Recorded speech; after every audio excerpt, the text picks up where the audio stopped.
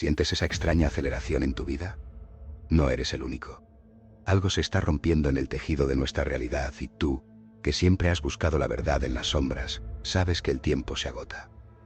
Hoy, en Paranormalmente, vamos a descorrer el velo de secretos que llevan milenios esperando a que alguien como tú se atreva a mirar.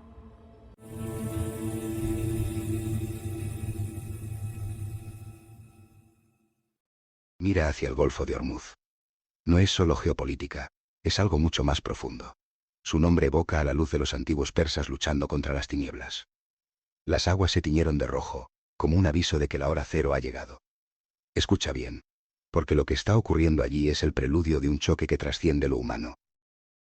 Hay muchos asuntos de actualidad que no vamos a tratar ahora, pero el más importante, me parece con mucho, es cómo la hora cero parece acercarse a Oriente Medio y en concreto al Golfo de Hormuz, a Irán, pero el Golfo de Hormuz, os dije en un vídeo anterior, es muy significativo su nombre, puesto que Hormuz era una de las dos grandes fuerzas que se disputaban el universo según los zoroastrianos y los mazdeístas. Eran Hormuz, que representaba la luz, y Arimán, que representaba las tinieblas.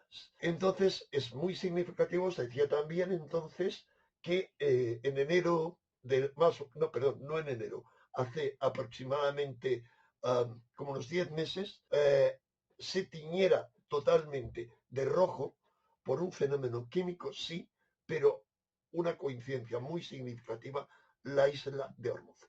Pero yendo al grano, lo que estamos asistiendo es a una escalada creciente en la tensión entre Estados Unidos e Irán. Una escalada creciente que implica sobre todo que un grupo de ataque estadounidense está ya a las puertas del Golfo de Hormuz y avanzando hacia Oriente Medio, y Trump una y otra vez advierte a Irán contra el asesinato de más manifestantes o contra la reanudación de su programa nuclear, que es a fin de cuentas lo que le interesa. Él ya ha dejado bien claro que se dejen de historias, que lo que le interesa es el petróleo. Bien, pero eso no quiere decir nada en cuanto a la matanza tremenda que ha habido y al apagón que sigue existiendo. Le recordaba a mi amigo Daniel Pasandés, el gran experto en geopolítica que participa en Horizonte, y él tiene familiares allí, y él me decía, había un amigo, no voy a dar su nombre, que le entrevistaba aquí, un analista, eh, no un analista, perdón, un perito judicial informático que me decía que había estado comunicándose con hackers iraníes y que eso significa que no había apagón de Internet. Pero claro, cuando Daniel Basandés y otro amigo iraní me han confirmado que era imposible comunicarse con sus familiares, ha reconocido que esos hackers con toda seguridad trabajaban para el gobierno, para mentir al mundo y decir que lo que está ocurriendo allí no ocurre. En este tablero de ajedrez donde tú y yo somos simples peones, las naciones mueven sus piezas siguiendo un guión que parece dictado por las estrellas. Estamos en el fin de un ciclo. La humanidad adámica se enfrenta a su destino final, y las estrategias de guerra son solo la máscara de un conflicto mucho más antiguo. Irán va a tratar cualquier ataque como una guerra total contra Irán.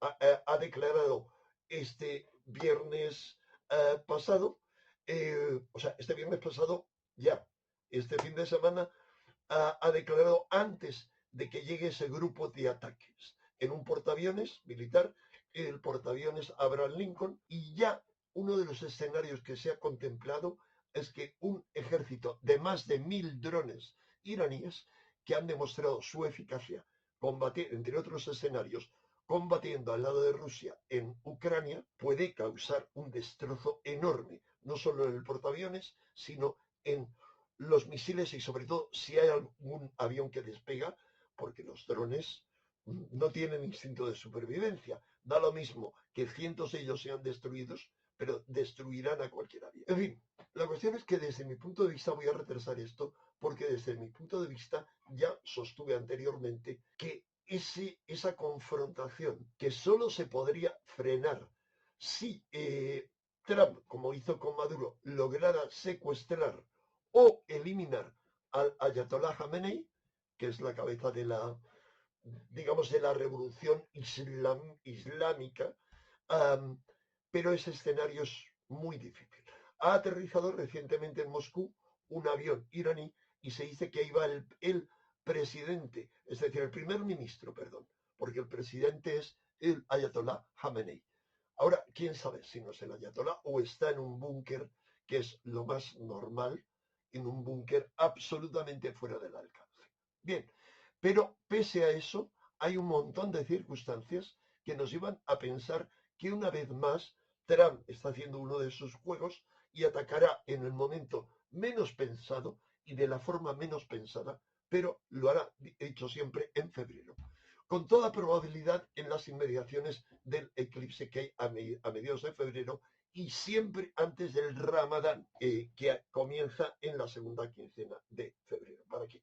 Para encontrar antes, primero no lo va a hacer en Ramadán, pues sería una ofensa contra todo el Islam, pero sí antes, para que los defensores de la dictadura islámica de Irán estén, digamos, sin comer durante todo lo que dura la luz del día y por lo tanto sea más difícil defenderse y tener la cabeza en. Pero vamos a dejar eso para otro momento en que encuentre tiempo esta semana próxima de actualizaros cómo está la situación. Cuando haya algún giro significativo y yo pueda hacer ese directo, si me lo permite toda la concurrencia que hay, tanto de Horizonte como del canal de mi amigo el coronel Baños. Habría otros temas que me gustaría tocar con vosotros, no hay tiempo. El golpe de Estado que ha tenido lugar en China, destituyendo la cabeza de su ejército, daría mucho que hablar, porque China va a ser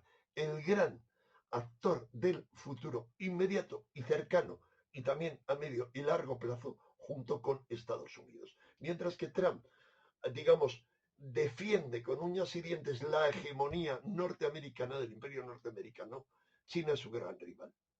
Hay que pensar, hay que volver al tema de los manifestantes de Minnesota y hay que decir que en Estados Unidos no está en llamas, está Minnesota concretamente. Y ahí lo último que ha ocurrido es que manifestantes violentos anti-ICE, el ICE que significa hielo, pero que es, digamos, el grupo de inteligencia anti-inmigración, han invadido un hotel de Minnesota porque creían que albergaba agentes federales. Ese escenario no tiene mayor importancia, es incomparable con la revuelta de Irán en absoluto. Pero sí es más preocupante no solo la lucha de Trump por Groenlandia, sino otra serie de pasos que parecen significar el fin de la OTAN y que la OTAN sea sustituida por otro medio, al igual que Trump ha acabado con la OMS, Organización Mundial de la Salud, y con la ONU, está acabando. Y también es interesante seguir todo lo que va a tener lugar en Venezuela. Se plantean analistas si va a convertir la CIA a Venezuela en una Ucrania 2.0. Es decir, al igual que los globalistas, con ayuda de la Unión Europea, convirtieron en un campo de batalla Ucrania mediante el golpe de Estado del Maidán, etcétera, provocando a Putin. Bueno, es algo parecido podría ocurrir allí. Pero hoy vamos a centrarnos en un tema muy distinto, como os anunciaba. Olvida lo que te enseñaron en la escuela. La Gran Pirámide es un desafío a tu lógica. La ciencia está empezando a admitir, entre susurros, que su antigüedad rompe cualquier cronología oficial. ¿Y si te dijera que esa mole de piedra ya estaba allí mucho antes de lo que la historia se atreve a confesar?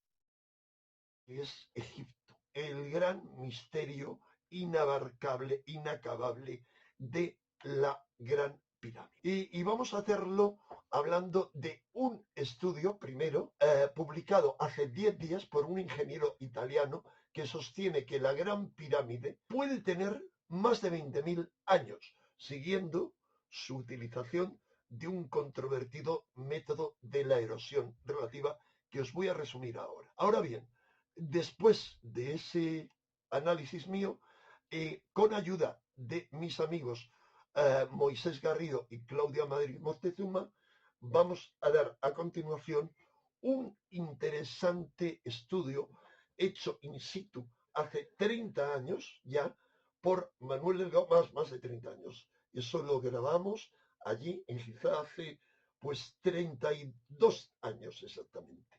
En Giza, cuando todavía se podía acceder a la o entrada original a la Gran Pirámide, hace ya mucho que es imposible, y Manuel Delgado pudo grabar cosas que ahora es imposible. Y yo tuve la gran oportunidad con Manuel Delgado de, gracias a un permiso especial que él tenía, estoy hablando año 93, 94, de poder llegar a sitios donde no han llegado la mayoría de los egiptólogos, poder estar a solas con él dentro de la Gran Pirámide.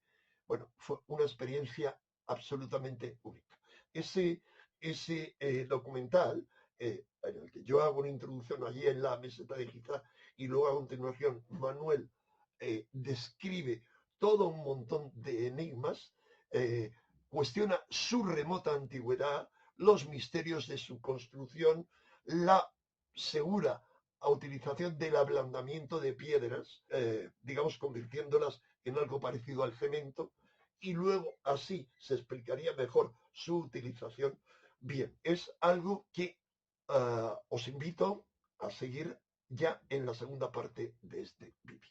Pero vamos ahora, cuidado, también os digo lo siguiente, tenemos pendiente un par de entrevistas con Javier Vega, autor de este libro fascinante, original, La geometría oculta de Giza, un diseño milenario que él ha descubierto su geometría oculta. Pero también hablaremos antes con él de la existencia de una segunda esfinge, que él sostiene que existe y también yo. En fin, vamos sin más al grano a comentaros ese estudio de un italiano. Lo tengo por aquí, pero no voy a fijarme en él, está en inglés. Os pondré un lugar de acceso para quien lea inglés en la descripción de este vídeo abajo. Se llama Estudio Preliminar, a ver, os digo, informe preliminar sobre la datación absoluta de la pirámide atribuida a Keops utilizando el método de erosión relativa.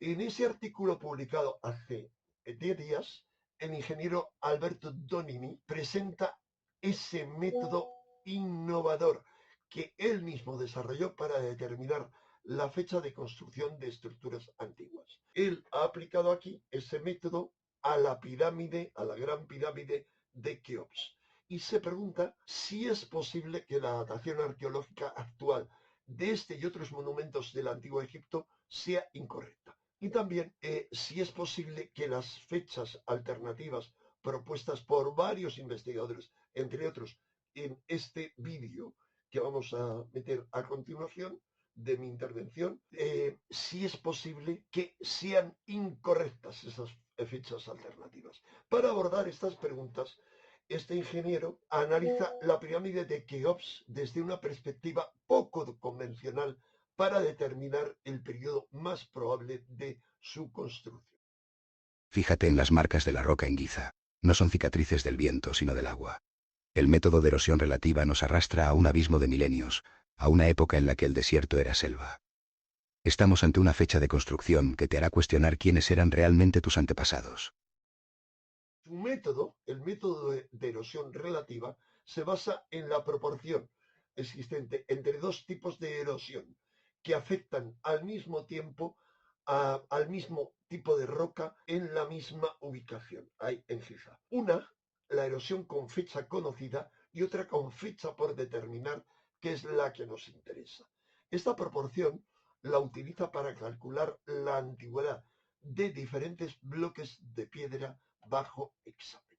Pero no os lo voy a sintetizar yo, sino que ha hecho una buena síntesis Antonio García en un artículo. En ese estudio, el ingeniero Alberto Donini, creador de ese método de erosión relativa, parte de una premisa simple. La piedra, toda piedra, se erosiona con el tiempo. A mayor tiempo de exposición a la lluvia, aunque ahora haya menos lluvia allí en Giza, ya está determinado claramente que en el pasado, hace muy anterior a Keops.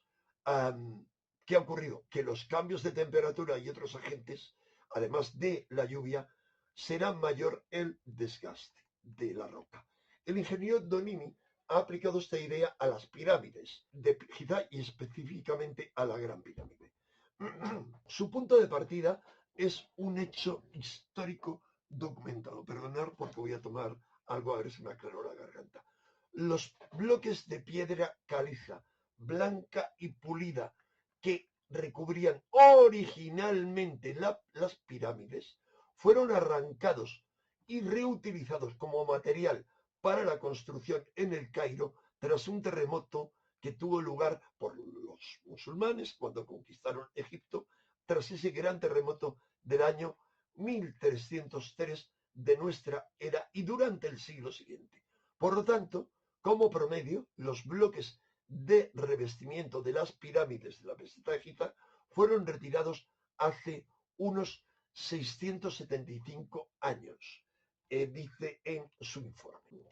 Esto crea un reloj natural perfecto para poder llevar a cabo mediciones. En la base de la pirámide de Keops, lo hemos visto, la he recorrido 1000 veces, quedan algunas losas justo en la base del pavimento original. Parte de ese pavimento después estuvo cubierto durante milenios por los bloques de revestimiento y solo ha estado expuesto a la intemperie desde que esos bloques fueron removidos para construir mezquitas y otros edificios, es decir, hace unos 675 años.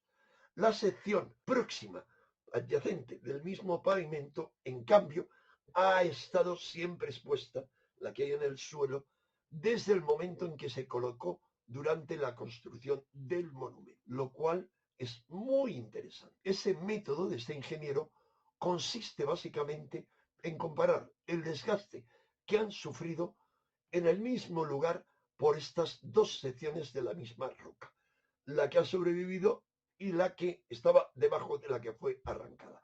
Midiendo la erosión en la parte expuesta durante estos últimos 675 años, es decir, donde habían arrancado el revestimiento, y la erosión en la parte expuesta desde su construcción, y asumiendo que la tasa de erosión ha sido constante, se puede calcular la antigüedad total. Es decir, como no es constante, hay un gran margen de tiempo, pero muy interesante. Un margen que siempre da como resultado una fecha anterior al faraón Keops, al que muchos estamos convencidos de que no construyó la Gran Pirámide, solo la reutilizó para construir su tumba. Este ingeniero Donini explica que el volumen de material desintegrado debería ser proporcional a la duración de la exposición a esos procesos erosivos del agua, del viento, etc. Y a partir de la relación entre los dos tipos de erosión, el que ha azotado a las piedras originales y que ha azotado a las que quedaron al descubierto hace 675 años, es posible calcular una fecha de construcción posible para la Gran Pirámide. Ese estudio distingue entre dos tipos principales de erosión que han sido observados por todos los geólogos en la piedra caliza de Giza. Primero, la erosión por picada. Encontramos en la superficie de la roca, y Manuel Delgado muestra algunos pequeños hoyos y o cavidades causados principalmente por acción química, por ejemplo, sales o lluvia ácida o física, ciclos de hielo y deshielo, raíces de planta, y el informe incluye imágenes que muestran estas estructuras agujereadas. Si abrís el informe, en el link de abajo lo podréis ver.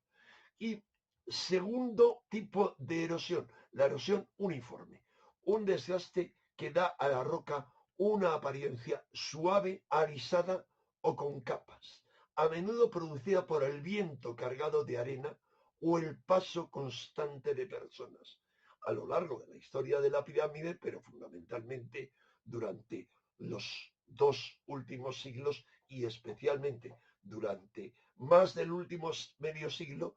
Tengamos en cuenta, yo he estado hace casi 4 décadas visitando Egipto y son cientos de miles de personas y millones que al menos ascienden y rodean millones anualmente la pirámide. Para hacer sus cálculos, el ingeniero Donini utilizó los dos tipos de desgaste. En algunos puntos midió meticulosamente en milímetros cúbicos el volumen total de todos los hoyos de erosión por picado en cada sección analizada de la pirámide.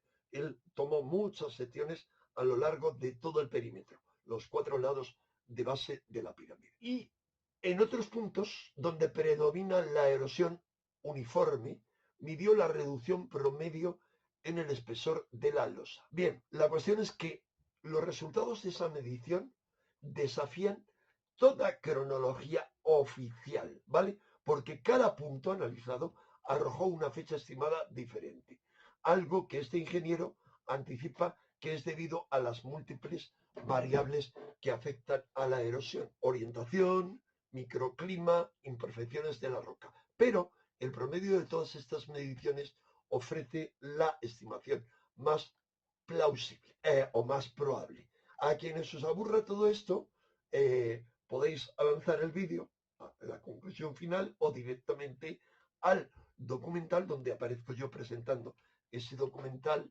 realizado por Manuel Delgado, insisto, estamos hablando de 1985, es decir, hace pues 31 años. Los resultados individuales de este estudio son asombrosos. Por ejemplo, a lo largo del perímetro, en el punto 1, vais a encontrar en el estudio los puntos analizados.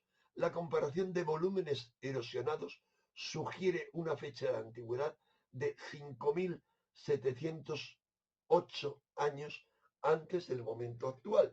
Es decir, ¿cuánto? Aproximadamente unos 2.500 años, lo cual sí coincide con la época del faraón Keops. Pero en otro punto, el punto 2, el cálculo arroja 18.000 años. Otros puntos ofrecen cifras aún mayores. Por ejemplo, el punto quinto, 30.300 años, o más de 30.300. El punto 8, 46.000 años, o incluso el punto 9, 54.000 años.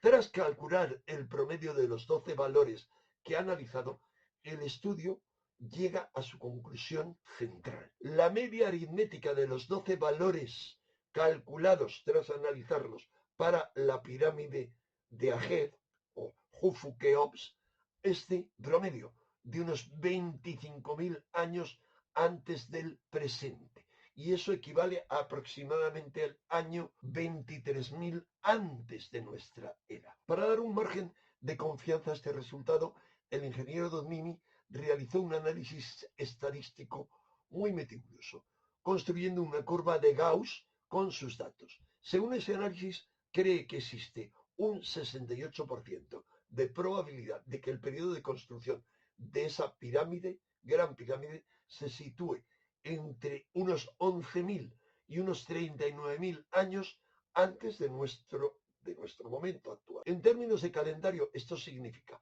que habría una muy alta probabilidad, 68%, de que la pirámide se construyera entre el año 9.000 y el año 37.000 casi antes de nuestra era, con un promedio en torno al año 22.916 antes de Cristo. El ingeniero es muy claro al señalar las limitaciones de su método y las fuentes de incertidumbre, lo cual para nada invalida el método. Ese método, el REM, no pretende dar una fecha exacta, sino identificar un intervalo temporal y asignarle una probabilidad. Entre los factores que podrían alterar los cálculos hay varios que menciona el informe, que es la suposición de una tasa de erosión constante que puede no ser exacta, el desgaste por el paso de turistas modernos, la lluvia ácida moderna también, por toda la contaminación, y la posibilidad de que la arena del desierto haya cubierto parcialmente la base de las pirámides durante largos periodos en el pasado, protegiéndolas de la erosión y haciéndolas que parezcan más recientes.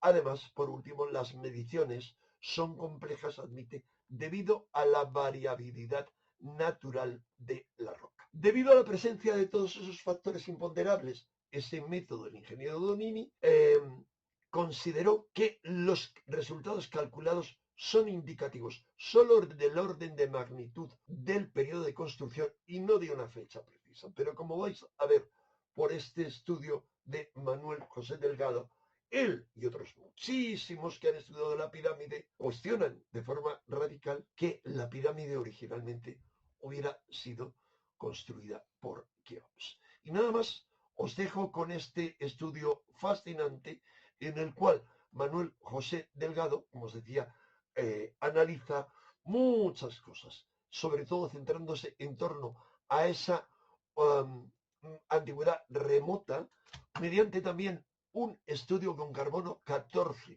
de un elemento orgánico que él encontró en la Gran Pirámide y un trozo de madera, y que dio a analizar aquí un laboratorio español.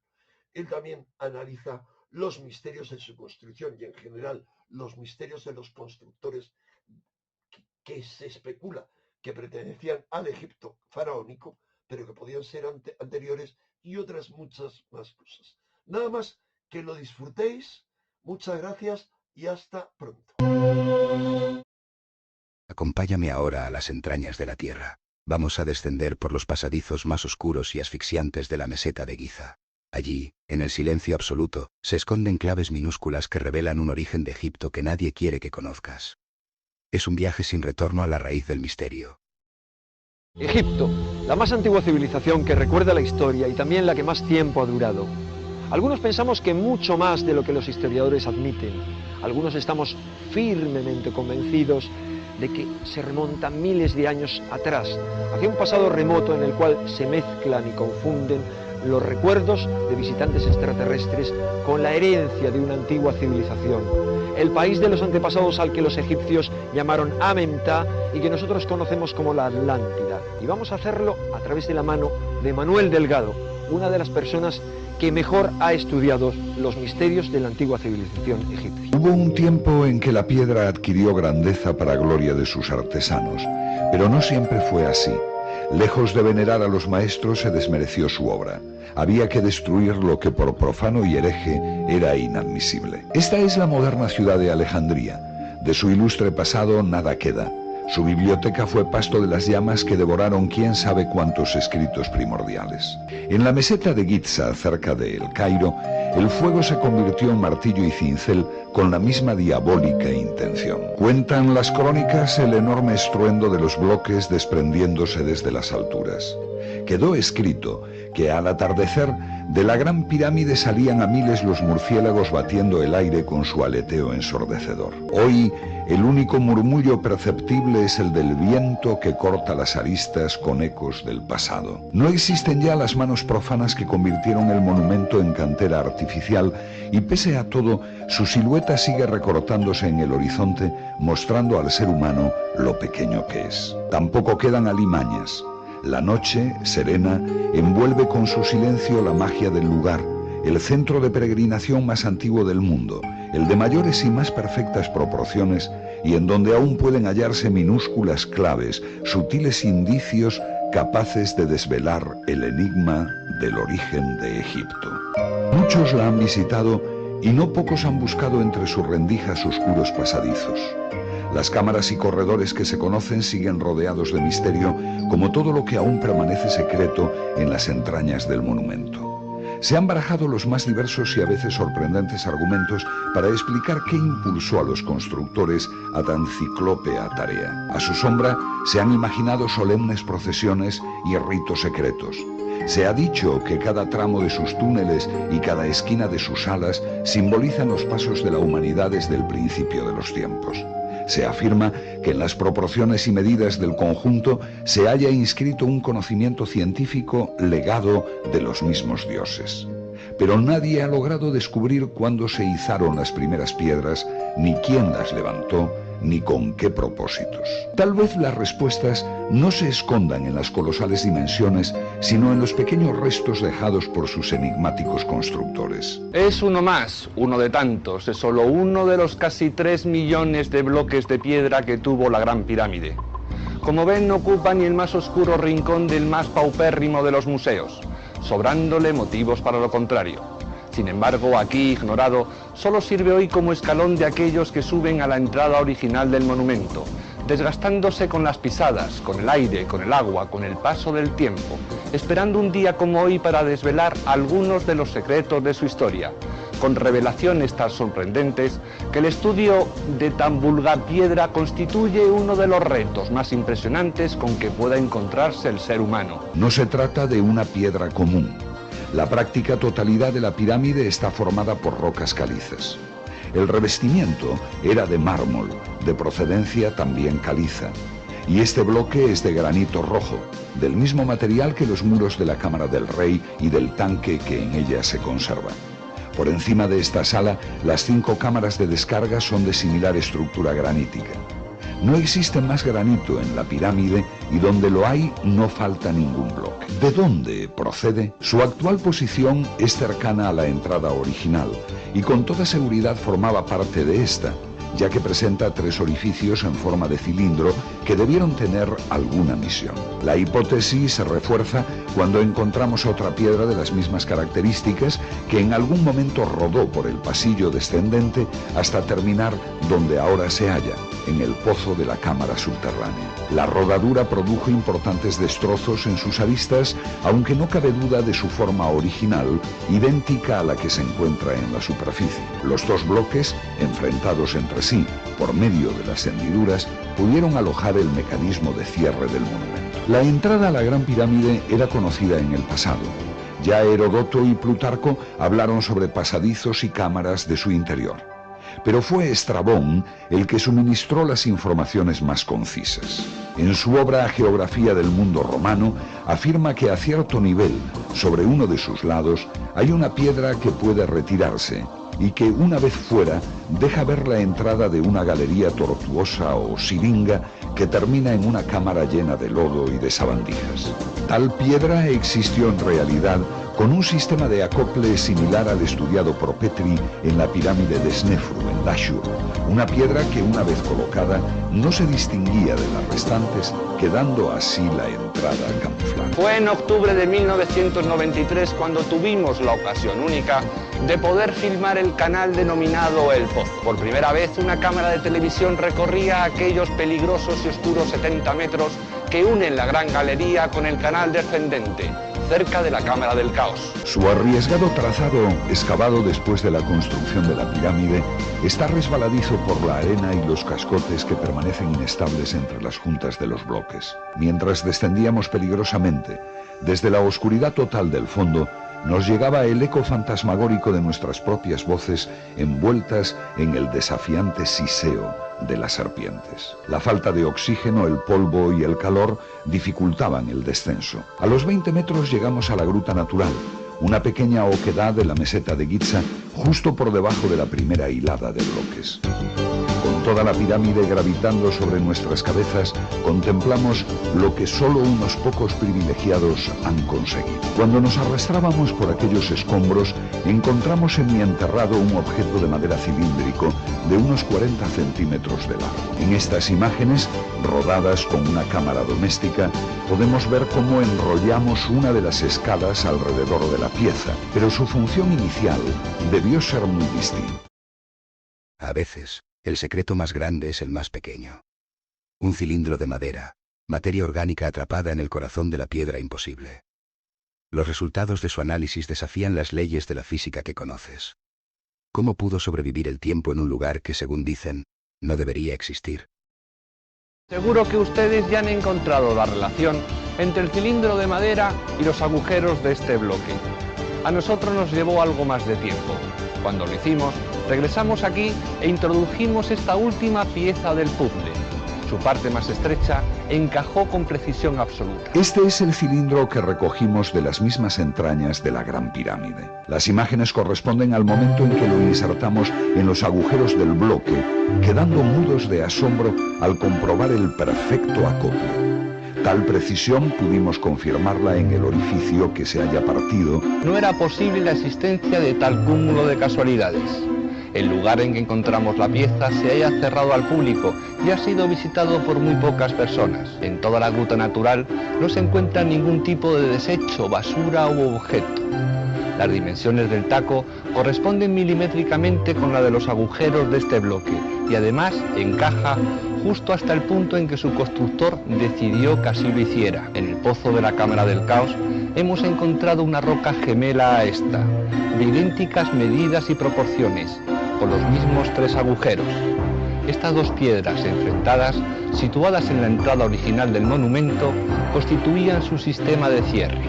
El taco sirvió para una función encomendada por su constructor, por el mismo arquitecto de la Gran Pirámide. Teníamos en nuestro poder, al fin, un objeto de materia orgánica proveniente de la Gran Pirámide y podíamos datar, por el carbono 14, la fecha de erección del monumento. Enviamos una astilla de 15 gramos de peso para su análisis a un laboratorio de los Estados Unidos. El dictamen de los especialistas por medio del carbono 14 fue realmente desconcertante. El cilindro parecía haber sido construido el año 2185 después de Cristo. Es decir, que nos enfrentábamos a 2 alternativas. O el madero provenía del futuro, o había estado sometido a algún tipo de radiación que alteró sustancialmente su composición. Estamos en la cumbre de la pirámide de Keops. Desde esta altura se domina a lo lejos la populosa ciudad de El Cairo. Toda la meseta de Giza se encuentra a nuestros pies. Pirámides y mastabas se agrupan ordenadamente en el mayor complejo arqueológico del mundo. En esta singular atalaya quedan restos de todo tipo de ceremonias. Velas, inscripciones y pinturas dan fe de ritos celebrados aquí secretamente con la intención de que su mensaje se propague por toda la tierra y quién sabe si también por los confines del universo. Fue aquí mismo donde el ingeniero alemán Siemens pudo constatar un extraño fenómeno. Al beber de una botella de vino sintió cierta acumulación energética en el líquido. Mojó una hoja de papel y rodeó con ella el envase poniendo en comunicación el pliego con la boca del recipiente. De inmediato empezaron a salir chispas ante el estupor de los guías egipcios que le acusaron de ejercer la brujería. Había construido una pila de Leyden. Siemens había comprobado la energía que emana por el ápice de la Gran Pirámide y que incluso llega a alterar los instrumentos electrónicos de los aviones, habiendo prohibido a algunas compañías aéreas como la Swissair sobrevolar el monumento a sus aeronaves. La energía piramidal es un hecho constatado. La deshidratación de materiales orgánicos, la germinación acelerada de semillas o el mayor crecimiento de vegetales situados en el interior de una pirámide a escala son simples ejemplos de la energía piramidal que tiene su mayor extensión en potenciar los fenómenos de percepción extrasensorial de los individuos sometidos a sus proporciones. No es raro por ello que materiales expuestos durante largos periodos de tiempo a este tipo de radiaciones sufran alteraciones en su radioactividad y por tanto que nuestro flamante cilindro de madera haya equivocado las pruebas de antigüedad. Desgraciadamente parece que estamos como al principio y la datación de la Gran Pirámide sigue siendo la arqueología atribuye la construcción de la Gran Pirámide a Keops, faraón de la Cuarta Dinastía. Para ello se basa en las descripciones de Heródoto y en un cartucho encontrado por el coronel Weiss en la quinta cámara de descarga. En el caso de Heródoto, sus guías le informaron acerca del arquitecto milenios después de la edificación del monumento. Por su lado, Weiss ha sido tachado de impostor por eruditos de la escritura antigua egipcia que imputan con razón al coronel retirado inglés haber hecho él mismo la inscripción y utilizar unos signos hieráticos correspondientes al Imperio Medio, cuando no se corresponden con la escritura jeroglífica del Imperio Antiguo. Con tan débiles argumentos, no es difícil poner en duda cuándo realmente se edificó el monumento. Keops no es mencionado por otros autores aparte de Heródoto. Así, Diodoro de Sicilia habla de Chemmis y Manetón de Sufis, aunque Plinio admite que en esas épocas ya nadie sabía el nombre del constructor. Los autores árabes de los siglos VI al XII, que recogieron en sus escritos las más antiguas leyendas, como Macrisi, El Kodai o Abul Solt, dan el nombre de Surit y lo sitúan en épocas remotas cercanas al diluvio, afirmando que levantó la pirámide para salvaguardar la ciencia antigua de las catástrofes que se avecinaban. Otro autor árabe, Abu el-Biruni, incluso refiere que a cierta altura era apreciable antiguamente la línea que dejaron las aguas del diluvio en las propias caras de la pirámide. Es posible que este diluvio no sea el que conocemos por la Biblia, sino uno de los cataclismos sucedidos hace 12.000 años. Los autores que defienden el hundimiento de la Atlántida sitúan el hecho por aquellas fechas. Al sumergirse el legendario continente, las aguas cálidas del Golfo de México pudieron llegar libremente hasta el Ártico, produciendo el derretimiento de los hielos y dando lugar a la glaciación. Si pensamos que en la Atlántida floreció una civilización desarrollada, que consciente de su desaparición, procuró salvar parte de su saber en edificaciones y en transmisiones a culturas de incipiente desarrollo, la Gran Pirámide pudo ser, efectivamente, obra suya. La cultura egipcia padecía de claustrofobia. Ninguna tumba posee 1 centímetro cuadrado no dibujado o esculpido. Escenas del libro de los muertos o de la vida cotidiana se suceden inexorablemente por sus paredes. Esta es, en Giza, la tumba de la reina Merisán, esposa de Kefren, hipotético constructor de la segunda pirámide. La profusión de pinturas y jeroglíficos proporcionan vida eterna a esta mujer que vivió hace 5.000 años. En el sepulcro se adivinan sentimientos, vivencias y tradiciones de su tiempo. Todo ello contrasta con el absoluto vacío de la llamada tumba de su esposo. En ninguna pirámide de la cuarta dinastía se han encontrado jamás restos de escritura, pinturas o esculturas. Esta es la pirámide de Unas, faraón de la quinta dinastía. Sus paredes y techos están repletos de jeroglíficos que detallan su cultura. En las pirámides de Giza, nada. La piedra lisa, callada, muda. Entre las dos pirámides, algo más de 200 años. Entre ambas pirámides, algo más que simples seres humanos. Historias que se remontan al más oscuro pasado del comienzo de nuestra civilización. Pero el compendio de qué sabiduría. La ciencia actual atribuye a aquellas gentes milenarias unos conocimientos incipientes propios del Paleolítico.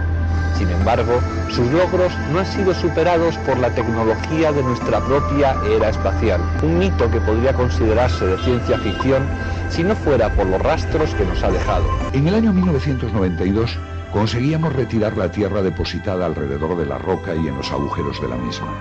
No éramos, sin embargo, los primeros en poder estudiar la magnífica ejecución de la pieza, ni los primeros en asombrarnos de la increíble tecnología aplicada. Durante el siglo pasado, Sir William Matthews Flinders Petrie efectuó los estudios metrológicos más importantes realizados jamás en la Gran Pirámide. Desconcertado por el descubrimiento de estas y otras perforaciones, decidió llevarse una muestra a Inglaterra y ponerla en manos de Sir Benjamin Baker. El eminente físico sometió la pieza a un examen riguroso, a unos análisis específicos, y los resultados fueron categóricos. O bien se había sometido la broca a una fuerza de 2.000 kilogramos por centímetro cuadrado, o por el contrario se había empleado un taladro, cuya dureza era, ni más ni menos, que de 500. No era conocido en Egipto el diamante. No se han encontrado restos de este mineral en ninguna excavación. Y aunque supongamos que los egipcios de la cuarta dinastía lo poseyeran, nunca podrían haberlo sometido a una presión superior a los 50 kilos por centímetro cuadrado, ya que se fundiría por la enorme temperatura. En las canteras actuales, que usan los más sofisticados medios para el corte del granito, emplean la viria, un diamante sintético que soporta altas temperaturas de fricción. Pese a todo, su penetración en el granito es de 0,5 de milímetro por vuelta, tardando 6 horas en cortar 1 metro. En el bloque de granito se puede apreciar que la broca que utilizaron avanzó 2,5 milímetros por vuelta, 50 veces más que lo conseguido por nuestra moderna tecnología. Es un trabajo imposible. Tal evidencia arqueológica y el estudio realizado por los especialistas nos sitúan en la pista de una investigación espectacular. Debemos encontrar un material de dureza 500 cuando en la Tierra o en el sistema solar la materia más dura, el diamante, solo ofrece dureza 10. Nuestra industria ha obtenido la viria, el carburo de tungsteno, con una dureza de grado 11. Pensar en algo de dureza 500 parece de ciencia ficción, aunque tuvo que existir por los restos que ha dejado. Y por increíble que parezca, quizá no encontremos el material, aunque sí su procedencia.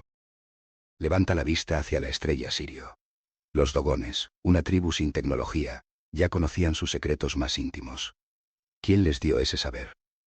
La conexión estelar sugiere que los faraones no eran de este mundo, o al menos, que sus maestros venían de muy lejos. Tú sabes que no estamos solos. Todos los faraones de las primeras dinastías eran de piel negra. Tanto su raza como parte de su cultura provino del continente africano. Allí, actualmente, en la meseta de Bandi Agara y en los montes Jumbori, en Mali, vive el pueblo de los Dogones. Su tradición se remonta a miles de años. Sus creencias poco han cambiado con el transcurrir del tiempo y han puesto de manifiesto uno de los mayores problemas astronómicos y antropológicos. Durante el siglo pasado y en los comienzos de este, los nativos contaron a los estudiosos de su cultura su ancestral mitología. Según los Dogones, hace miles de años que llegaron unos seres mitad hombres, mitad peces, que fueron llamados los instructores. Aterrizaron en un arca roja como el fuego que después se volvió blanca. El suceso fue tan importante para los primitivos pobladores de Mali que se mantuvo firme en la memoria colectiva y fue transmitido generación tras generación, formando incluso parte de sus danzas y cultos. Esta visita de seres interestelares es común en casi todas las antiguas culturas. El hecho diferenciador es la información difundida. Ya es un misterio cómo los Dogones conocen el cinturón de asteroides de Saturno o los 4 satélites interiores de Júpiter.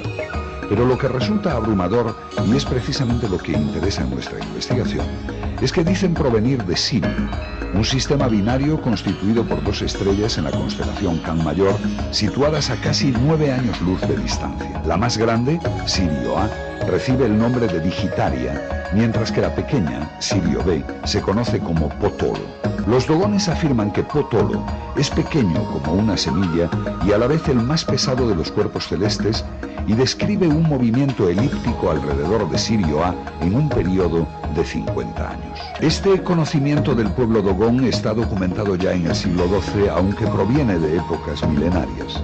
Fue el astrónomo Bessel quien en 1834 dedujo la existencia de Sirio B, y solo en 1862 el norteamericano Clark pudo verlo con su telescopio. Ya en pleno siglo XX la astronomía pudo cuantificar el tiempo de rotación de Sirio B, cuyo resultado fue de 50,04 años. Asimismo, recientemente se ha sabido que Sirio B es una estrella enana de aplastante poder gravitacional. Pero hay más. Los Dogones han manifestado que Potolo, Sirio B, está formado por un metal denominado sagada, más brillante que el hierro, de un peso superior a todo el cereal y todo el hierro del planeta. Los estudios de la ciencia moderna dictaminan que su masa es similar a la del Sol, siendo su radio como el de la Tierra.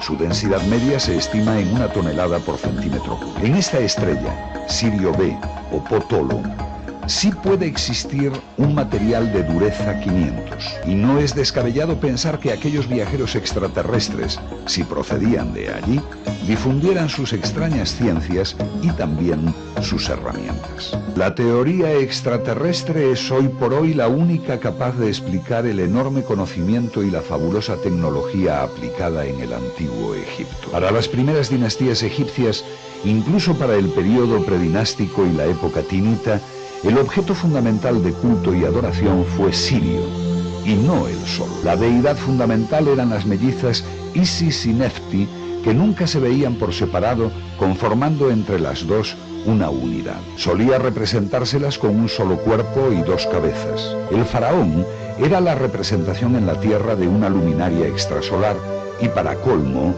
binaria. En Egipto existían 2 calendarios, uno vulgar o popular correspondiente al almanaque del Sol y otro real o faraónico regido por el almanaque de Sirio. Este calendario de Sirio o sótico duraba 1460 años, y pese a que algunos científicos siguen manteniendo que la precisión de la agenda egipcia se obtuvo por la observación de las crecidas del Nilo, ello solo sería posible tras millones de años de estudio. El misterio de Sirio no tiene explicación racional a no ser que los dogones no mientan. Todo esto parece un complot urdido por los antiguos magos egipcios para confusión y escarnio de los científicos modernos. Se afirma que la duplicidad en el país del Nilo se debía a motivos políticos, pero el faraón representaba una binaria, lo mismo que Isis y Nefti o Sirio A y Sirio B debía tener una entidad doble.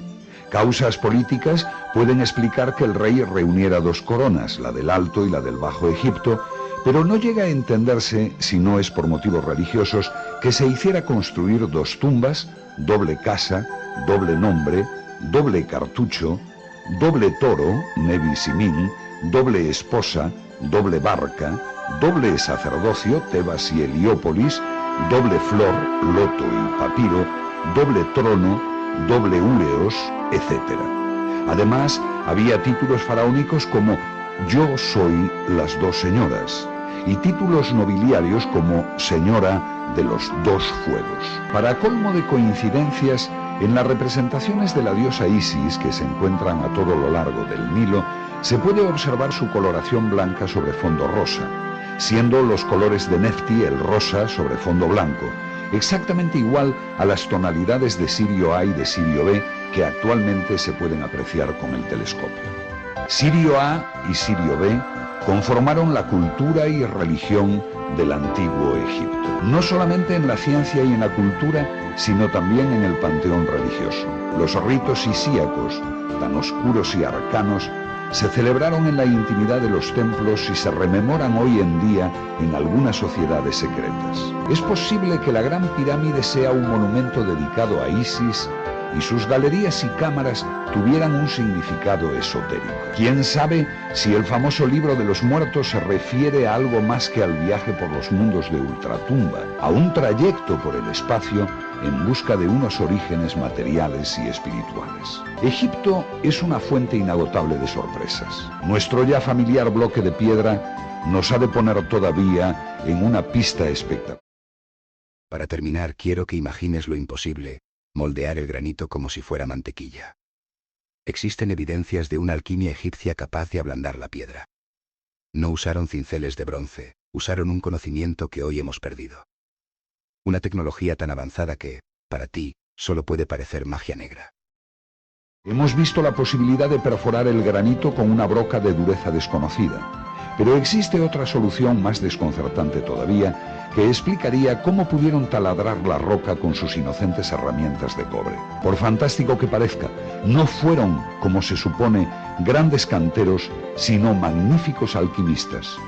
Tenemos pruebas suficientes para afirmar que los antiguos egipcios sabían ablandar la piedra. Esto, además, aclararía uno de los grandes enigmas del antiguo Egipto: el traslado de bloques. Durante los 1500 últimos años de la historia clásica de Egipto, correspondientes al Imperio Nuevo, dinastías posteriores y periodo tolemaico, sus constructores utilizaron la cantidad de 4 millones de metros cúbicos de piedra en lo que se considera la colección de monumentos más importante de la antigüedad. Sin embargo, esta cantidad es únicamente similar a la utilizada en estas dos pirámides, las pirámides de Dashur, construidas por Snefru, el padre de Keops. En la cuarta dinastía, en un periodo de 150 años, se utilizó un volumen de piedras 3 veces superior, y en un periodo de tiempo 10 veces más corto. Es decir, que los faraones de la cuarta dinastía, los famosos Snefru, Keops, Kefren y Micerinos, sin conocer el hierro ni la rueda, transportaron en 150 años el triple de bloques de piedra que sus colegas en 1500 años. ¿Cómo pudo ser esto posible? Abd el-Latif, historiador árabe del siglo XII, contó que la Gran Pirámide empezó a demolerse en tiempos de Tala ed-Din Yusuf. Karakush, uno de los emires de aquel príncipe, despojó al monumento de gran cantidad de bloques que sirvieron para edificar la ciudad del Cairo. Las crónicas relatan el enorme esfuerzo de zapadores, mineros y canteros para lograr en un día precipitar 1 o 2 de los bloques. Esta información realista se encuentra en oposición a la historia que nos cuentan. Pues bien, para que las cuentas no salgan, Si, como dicen los entendidos, Keops tardó 20 años en construir su pirámide, sus artesanos debieron cortar la cantera con hachas de cobre, trasladar la roca sin vehículos de ruedas, izarlas sin poleas, pulirlas y colocarlas milimétricamente a razón de un bloque cada 2 minutos, ni más ni menos. La fuerza humana es la hipótesis esgrimida por los académicos en relación a las colosales construcciones de la Cuarta Dinastía. Otra teoría desafía a la anterior,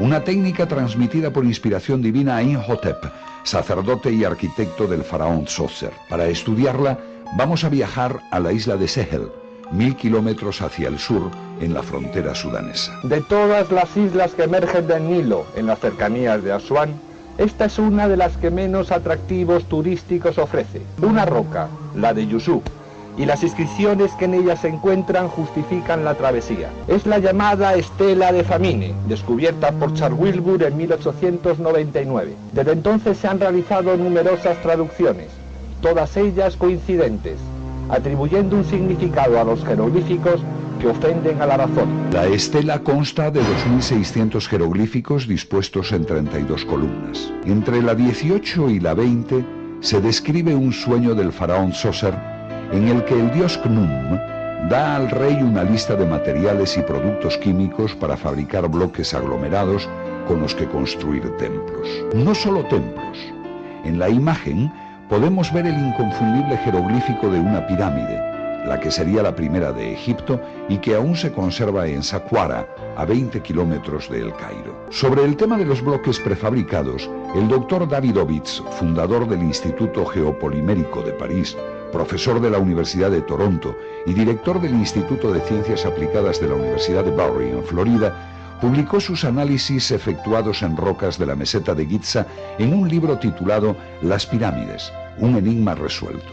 El eminente petrógrafo encontró evidencias de prefabricados en piedra en la Gran Pirámide y en su vecina pirámide de Kefren. Efectivamente, la cara oeste de la pirámide de Kefren no está constituida por los típicos bloques de roca. Sus gradas recorren decenas de metros sin una sola junta. La respuesta oficial insiste en que aquí existía un montículo de piedra, que fue esculpido convenientemente con las proporciones requeridas por el monumento. Pero si nos detenemos en algunos de sus detalles, vemos que tal afirmación carece absolutamente de fundamento. La densidad de la piedra es distinta en cada zona. En algunos lugares es lisa y compacta, en otros se desmorona. En estas imágenes podemos apreciar los restos dejados por las tablas o los moldes en el momento del fraguado. Davidovich no ha sido el único en encontrar este tipo de alteraciones.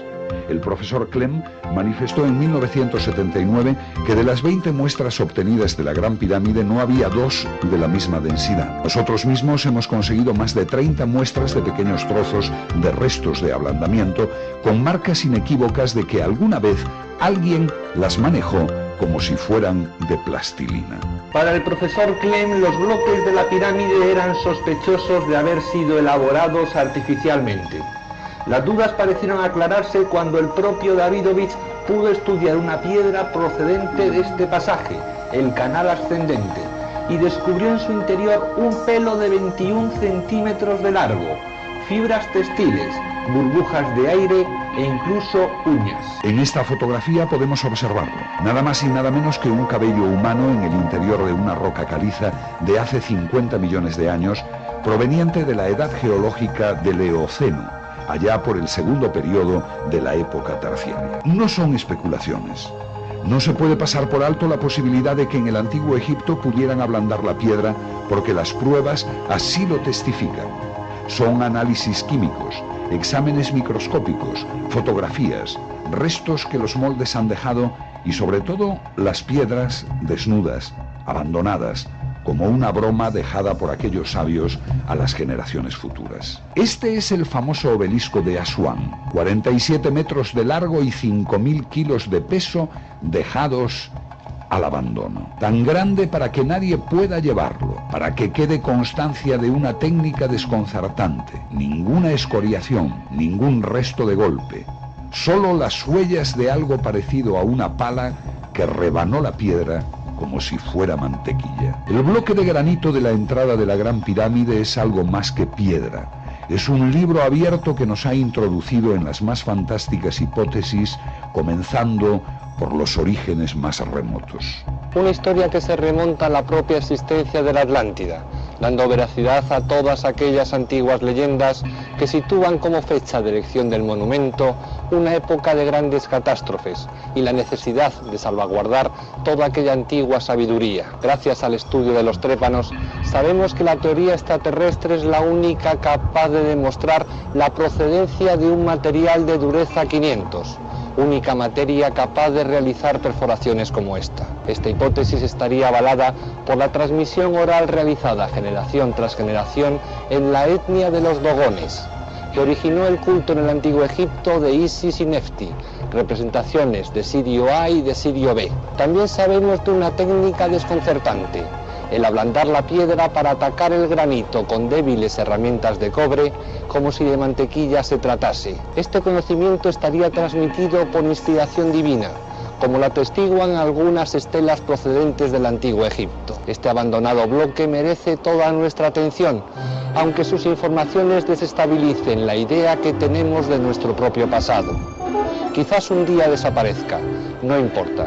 Egipto está salpicado de pequeños detalles como este, que indican que aquella antigua civilización que vivió en las riberas del Nilo aún no ha sido comprendida. Los sabios griegos estudiaron en esta ciudad la legendaria Sais, cuya universidad difundió lo que quedaba de aquella sabiduría de los dioses venidos del espacio. Hoy nada queda, únicamente montículos, piedras desparramadas y basura. No hay a quién preguntar ni en dónde consultar. Parte de la historia de Egipto se perdió con sus protagonistas, aunque algunos estamos convencidos de que los primeros egipcios que recorrieron el Nilo ya se encontraron con las pirámides de Giza edificadas.